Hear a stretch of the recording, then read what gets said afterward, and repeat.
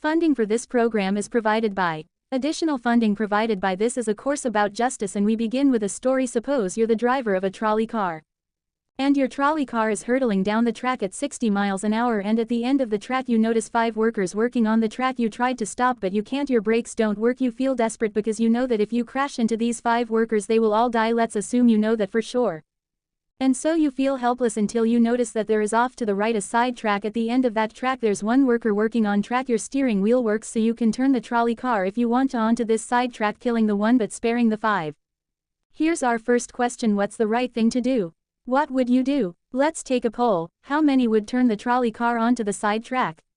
How many wouldn't? How many would go straight ahead? Keep your hands up, those of you who'd go straight ahead. A handful of people would. The vast majority would turn. Let's hear first. Now we need to begin to investigate the reasons why you think it's the right thing to do. Let's begin with those in the majority, who would turn to go onto side track. Why would you do it? What would be your reason? Who's willing to volunteer a reason? Go ahead, stand up. Because it can't be right to kill 5 people when you can only kill 1 person instead. It wouldn't be right to kill 5 if you could kill 1 person instead. That's a good reason. That's a good reason. Who else? Does everybody agree with that reason? Go ahead. Well, I was thinking it was the same reason. It was on 9/11. We regard the people who flew the plane into the Pennsylvania field as heroes because they chose to kill the people on the plane and not kill more people in big buildings. So the principle there was the same on 9/11. It's tragic circumstance, but better to kill 1 so that 5 can live. Is that the reason most of you have? Those of you who would turn, yes. Let's hear now from those in the minority, those who wouldn't turn. Well, I think that same type of mentality that justifies genocide and totalitarianism. In order to save one type of race you wipe out the other. So what would you do in this case? You would, to avoid the horrors of genocide, you would crash into the 5 and kill them. Presumably yes. Okay, who else? That's a brave answer, thank you. Let's consider another trolley car case and see whether those of you in the majority want to adhere to the principle. Better that 1 should die so that 5 should live. This time you're not the driver of the trolley car, you're an onlooker standing on a bridge overlooking a trolley car track, and down the track comes a trolley car. At the end of the track are 5 workers. The brakes don't work. The trolley car is about to careen into the 5 and kill them, and now you're not the driver. You really feel helpless until you notice standing next to you leaning over the bridge is a very fat man. And you could give him a shove. He would fall over the bridge onto the track right in the way of the trolley car. He would die, but he would spare the 5. Now, how many would push the fat man over the bridge? Raise your hand. How many wouldn't? Most people wouldn't. Here's the obvious question: what became of the principle better to save 5 lives even if it means sacrificing 1? What became of the principle that almost everyone endorsed in the first case? I need to hear from someone who was in the majority in both cases. As how do you explain the difference between the two? The second one, I guess, involves an active choice of pushing a person and down, which I guess that person himself would otherwise not have been involved in the situation at all, and so to choose on his behalf, I guess, to involve him in something that he otherwise would have. This escaped is, I guess, more than what you have in the first case, where the 3 parties, the driver and the 2 sets of workers, are already, I guess, in this situation. But the guy working, the one on the track off to the side, he didn't choose to sacrifice his life any more than the fat guy did he? That's true, but he was on the tracks. This guy was on the bridge. Go ahead, you can come back if you want. Alright, it's a hard question, but you did well, you did very well. It's a hard question. Who else can find a way of reconciling the reaction of the majority in these 2 cases? Yes, well, I guess in the first case where you have the 1 worker and the 5, it's a choice between those 2, and you have to make a certain choice, and people are going to die because of the trolley car. Not necessarily because of your direct actions. The trolley car is a runway thing, and you need to make in a split-second choice, whereas pushing the fat man over is an actual act of murder on your part. You have control over that, whereas you may not have control over the trolley car. So I think that it's a slightly different situation. Alright, who has a reply? Is that, who has a reply to that? No, that was good. Who has a way? Who wants to reply? Is that a way out of this? I don't think that's a very good reason, because you choose.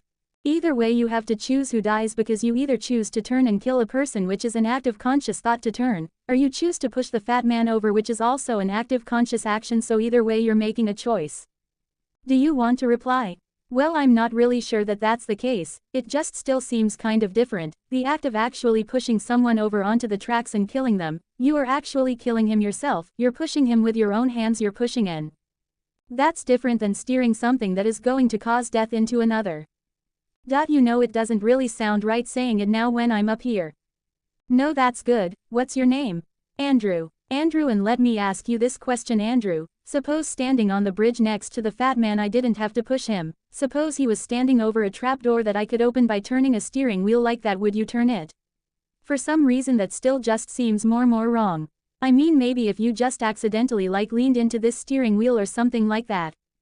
Or say that the car is hurtling towards a switch that will drop the trap, then I could agree with that.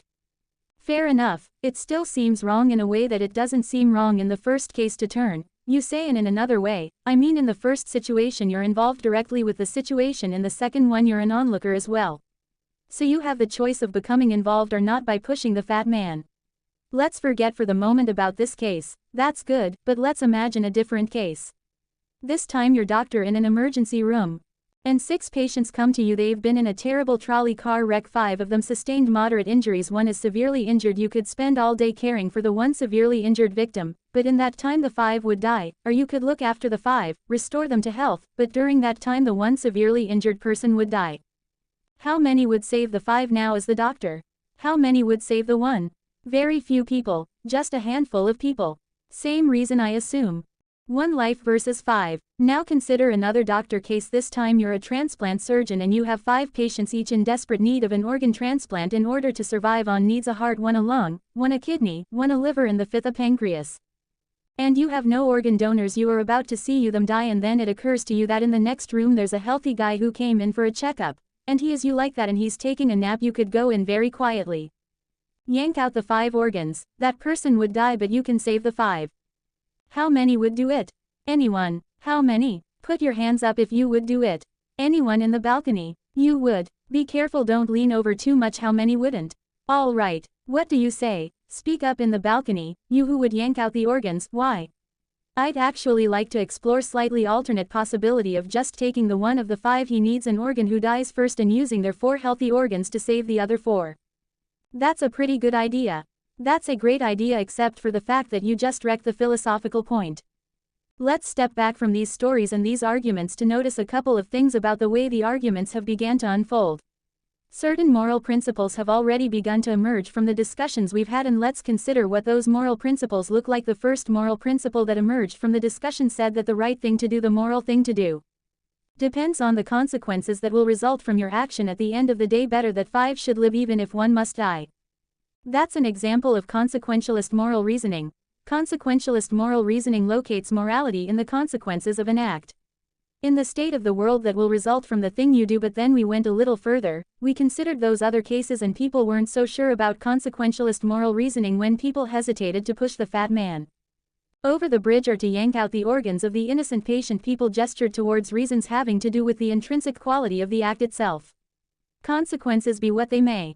People were reluctant. People thought it was just wrong, categorically wrong, to kill a person, an innocent person, even for the sake of saving 5 lives. At least these people thought that in the second version of each story we reconsidered. So this points a second categorical way of thinking about moral reasoning. Categorical moral reasoning locates morality in certain absolute moral requirements, in certain categorical duties and rights regardless of the consequences. We're going to explore in the days and weeks to come the contrast between consequentialist and categorical moral principles. The most influential example of consequential moral reasoning is utilitarianism, a doctrine invented by Jeremy Bentham, the 18th century English political philosopher. The most important philosopher of categorical moral reasoning is the 18th century German philosopher Immanuel Kant. So we will look at those 2 different modes of moral reasoning, assess them, and also consider others. If you look at the syllabus, you'll notice that we read a number of great and famous books. Books by Aristotle, John Locke, Immanuel Kant, John Stuart Mill, and others.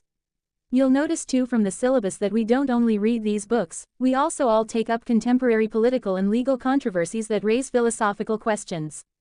We will debate equality and inequality, affirmative action, free speech versus hate speech, same-sex marriage, military conscription, a range of practical questions. Why not just to enliven these abstract and distant books, but to make clear, to bring out what's at stake in our everyday lives, including our political lives, for philosophy.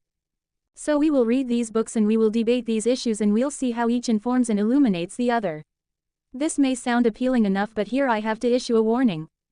And the warning is this: to read these books in this way, as an exercise in self-knowledge, to read them in this way carries certain risks that are both personal and political, risks that every student of political philosophy have known.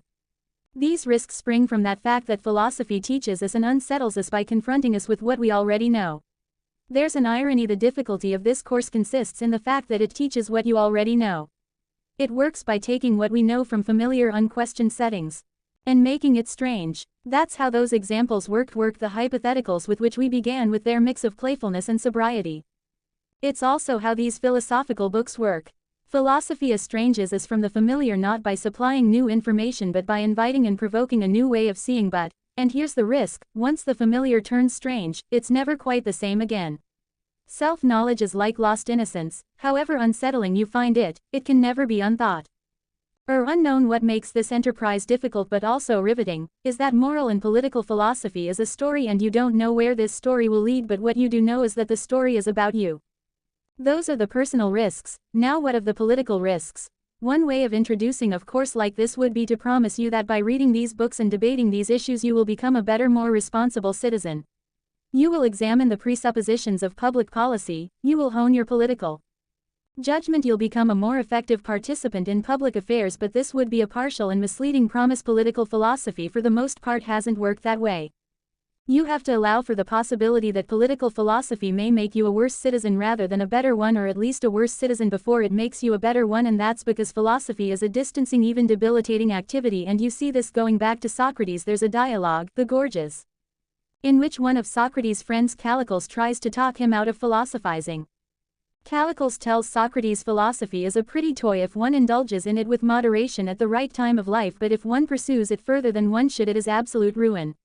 Take my advice, Callicles says, abandon argument, learn the accomplishments of active life,